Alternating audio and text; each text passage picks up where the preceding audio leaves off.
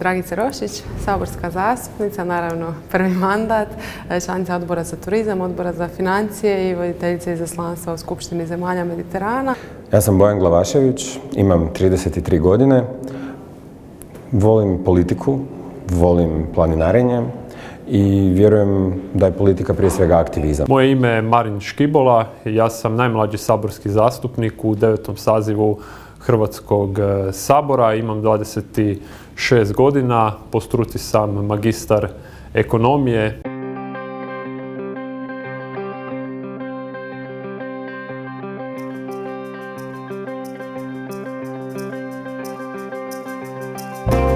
Politika je jedni legitimni način da mijenjamo neki zakonodavni okvir i gdje drugo nego u Saboru. Kada je SDP osvojio vlast, mene zvao Fred Matić da mu budem prvo šef kabineta, pa sam onda poslije imenovan za pomoćnika ministra, sve kao nestranački kandidat. Na fakultetu uviđao sam određene nepravde u društvu i htio sam po tim pitanjima djelovati. Nikad nisam bio osoba koja je pasivna.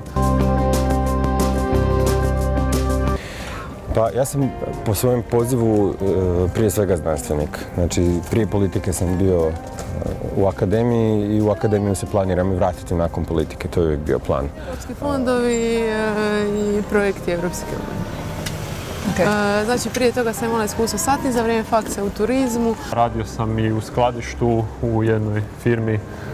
Radio sam na plastici, izrađivali smo plastiku. Tako da sam se upoznao sa svim poslovima koji rade, ajmo reći, ljudi iz naroda.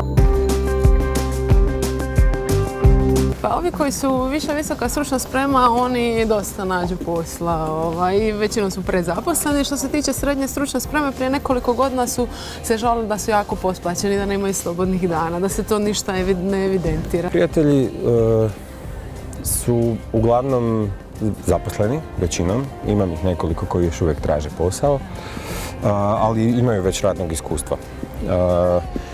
Žale se uglavnom, mislim nije da se žale, puno se radi. Poslodavci se ponašaju dosta bahato prema njima, ne zadovoljavaju, ajmo reći, osnovne neke poslovne uvjete koji su im potrebni za funkcioniranje i plaće su preniske. Moji vršnjaci prije nekoliko godina su se najviše žalili da imaju niske plaće, da ne rade, nemaju slobodnih dana. Mislim da je samo to, da su zadovoljni što se tiče nekakvog mentalnog stanja nacije. Pa sad, iskreno, niko mi se na takav način nije žalio. Mislim da nije samo ekonomske prirode. Mislim da je zapravo glavni razlog nekakva društvena atmosfera koja je jako loša u Hrvatskoj. Nekakav taj osjećaj da poštenim radom, učenjem i trudom ne možeš postići ništa. Smatram da u Hrvatskoj se često rad, ambicija i nešto što imate ponuditi društvu ne cijene. I često se događa da one ljude koji imaju inicijativu, da ih se sputava.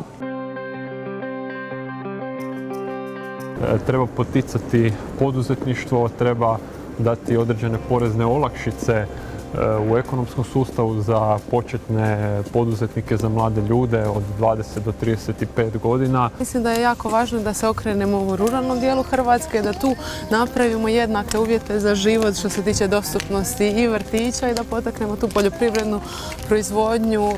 Kada bismo uspjeli postići da se znanjem, trudom i učenjem mogu imati jednake šanse u ovoj zemlji, bez da moraš nekoga poznavati ili bez da moraš imati člansku iskaznicu neke stranke, to bi bio dobar početak.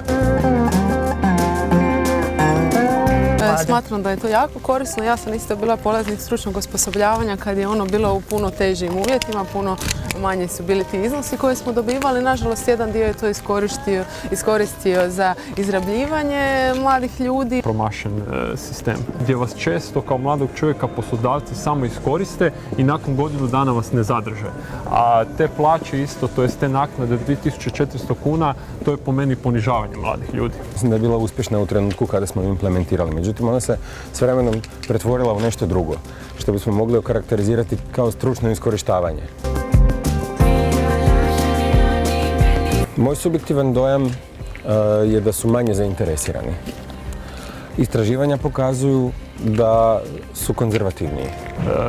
Dosta mi je to teško pitanje jer ima i jednih i drugih. Mislim da su puno slobodniji, da je demokracija jača i tako dalje, ali da trebamo sve to dalje razvijati, ali ne mislim da je konzervativnost nasuprot slobodi, jer upravo ona sloboda omogućuje da budemo konzervativni. Ni meni sve stvari u njoj nisu jasne, tako da vjerujem da će biti važno provesti jednu širu raspravu. Znači, bitno je da se provede javna rasprava, ali vrlo je esencijalno da tu budu pravni stručnjaci koji mogu detektirati da li postoje te pravne formulacije koje otvaraju prostor za rodnu ideologiju. U javnosti se nažalost plasira jako puno krivih informacija sa radikalnih, neokonzervativnih portala, udruga i medija o toj konvenciji i dakle, nju se predstavlja u tim krugovima kao nešto što je pitanje ideologije. Zapravo nije. To je samo isključivo pitanje zaštite žena. Nemamo vremena baš za tulumarenje, ali se družimo i raspravljamo o temama koje su na dnevnom redu. Smatram da se mladi ljudi više razumiju, bez obzira što su iz različitih političkih stranaka. A jeste kad zatulumarili s nekim SDP-ovcem i Ma HDZ-ovcem, ne? Ne, sa HDZ-ovcima nisam tulumario, a i kažem, ja nisam inače osoba koja tulumari na način na koji se često povezuje sa mlađim zastupnicima, osobito HDZ-ovim. Ne ide na narodnjake, doduše kada izlazite vani često vas zaspe takva muzika. Izlasci u disko klubove nekako to me ne veseli. Nikad nisam bio na narodnjacima.